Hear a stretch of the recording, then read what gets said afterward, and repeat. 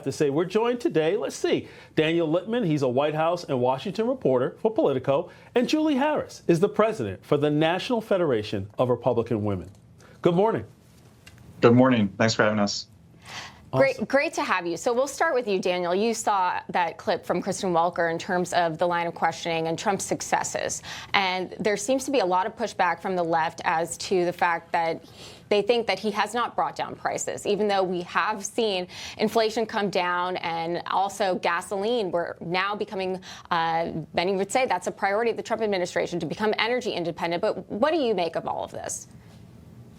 Yeah, I think when he cites, there's gas stations where you can buy gas less than $2 a gallon, those gas stations don't exist. And so I think that there is a real worry among economists about what inflation would look like in a few months if there are no trade deals, because there's a lot of uncertainty and businesses do not like these tariffs. And so they're going to be hiking up their costs. And I think that Trump's message that he's tripled down on is not just double down on that, kids should only have a few toys, not 30 toys. Well, we do live in a consumer society. Maybe there is overconsumption, but that is not a message that most American families want to hear, which is kind of a Mr. Scrooge message. They want to hear, hey, let's have an abundance in America. Let's not limit what we can buy. And so I think that his advisors are probably pulling their hair out when they see these types of comments, because that's not a winning message for Republicans in the midterms.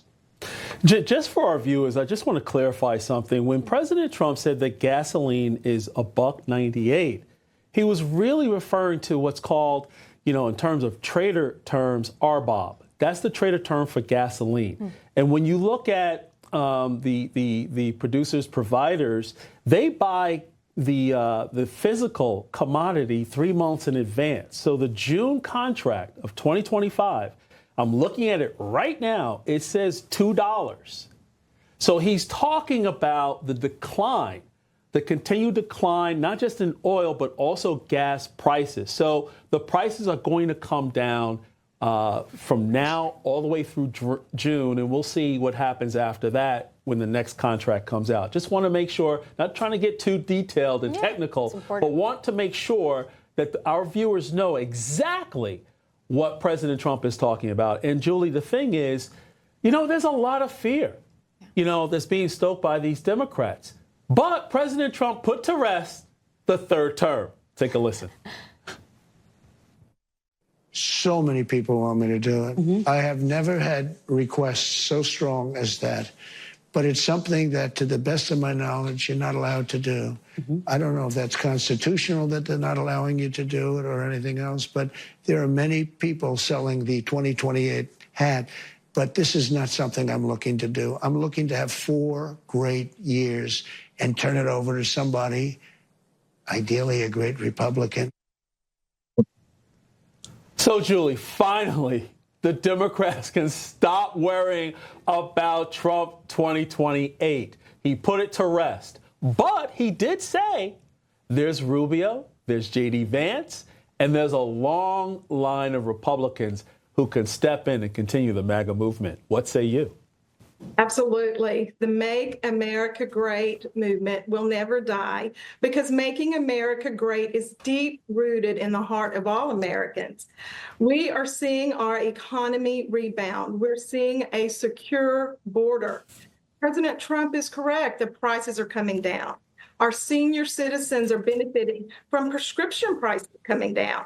Gas prices, energy, everything in prices is trending down. Jobs, we're seeing job growth. 300,000 since January, 200,000 just since March. President Trump is doing exactly what the American people elected him to do. Well, President Trump, as we know, hit the ground running in his first 100 days. And now, since we're in the second portion of that, Daniel, what do you make of his latest move to potentially reopen Alcatraz? It's been closed since 1963. And now President Trump is saying he would like to reopen this prison, which is off the coast of San Francisco. It's causing a lot of uproar from the left, especially. Your reaction? Yeah, I remember when I was a teenager visiting Alcatraz as a tourist. And so I don't know if we would still be able to visit Alcatraz if it reopened. And I think that if you're in California, it would send a quite an interesting message, given that California is almost like a country of its own and is very liberal, and that they would be probably protesting Alcatraz every single time. And so I think, but liberals would probably be happy that he reopened it instead of sending American citizens or other American residents to foreign prisons to serve their prison sentences, which he's also talked about. And so I think it takes a while to reopen a prison like that. And so we'll have to see how much of a priority he makes it, or is this just a kind of a passing idea? You know, Julie, the thing is that the Dems are already barking at President Trump for proposing reopening Alcatraz. We know that, famous criminals like Al Capone and Machine Gun Kelly were actually locked up there. Yeah. So the thing is that I think it's a great idea. We don't know what the cost will be, but if you can't have it both ways. People are complaining about where to house these illegal migrant criminals and how fast we can deport them. Look, President Trump understands, this might be a long process because we have to abide by these activist judges. Let's create some capacity just in case. What say you?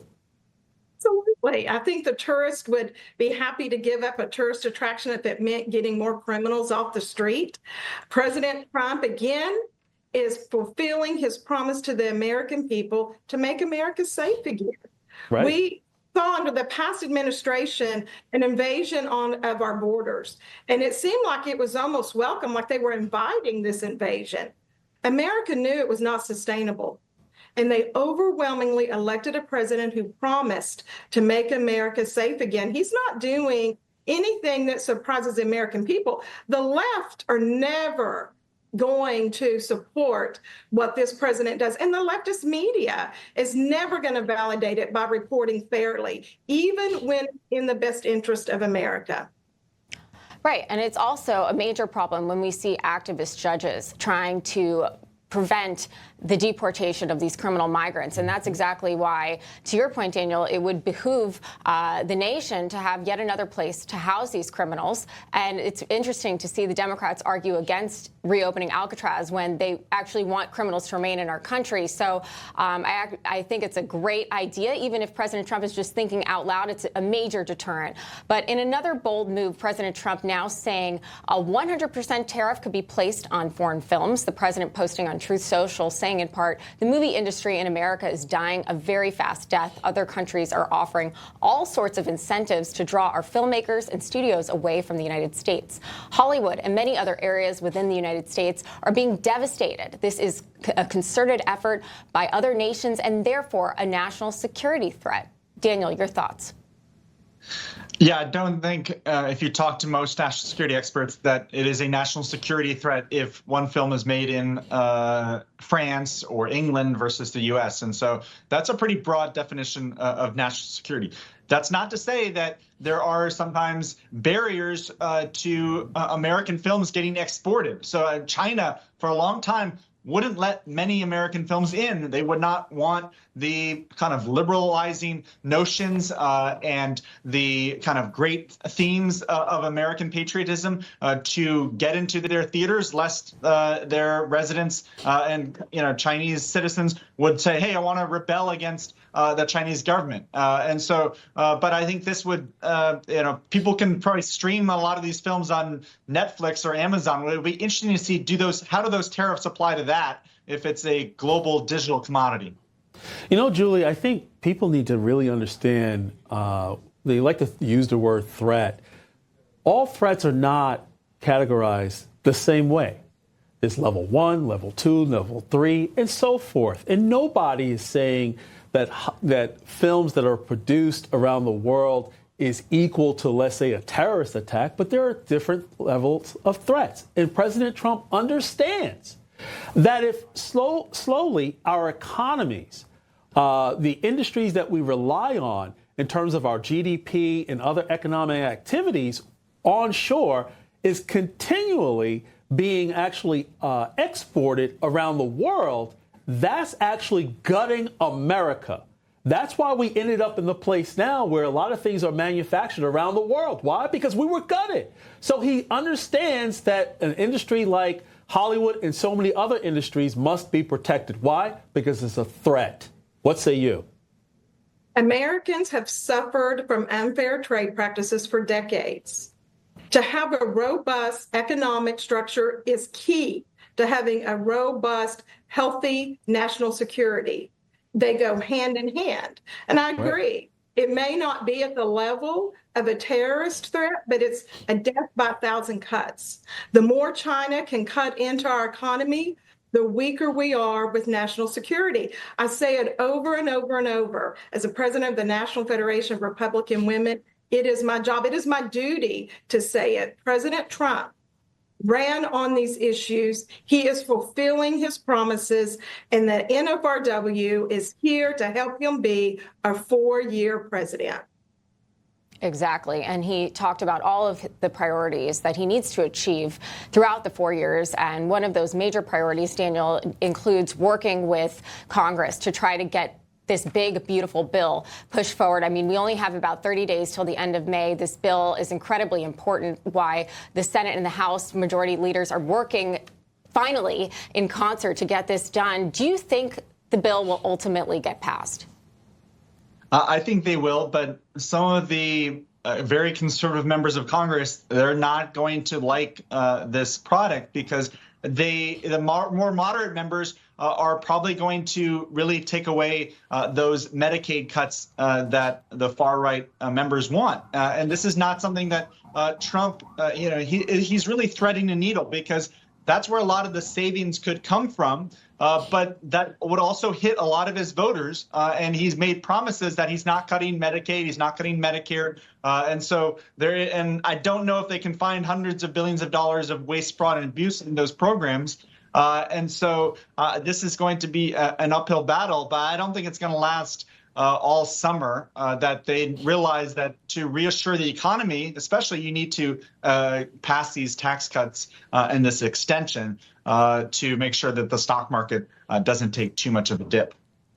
Julie, Congress needs to pass this before or by Memorial Day, and the Senate needs to fast track it. They're already proposing that, or I should say projecting that the Senate will actually pass theirs, and President Trump can probably sign it somewhere around Independence Day. Look, this needs to be done ASAP. Why? Because if they push, to Daniel's point, if they push this thing all the way deep into the third quarter, that's actually delaying tax cuts, getting the economy back on track, and things of that nature. So we don't have time to play.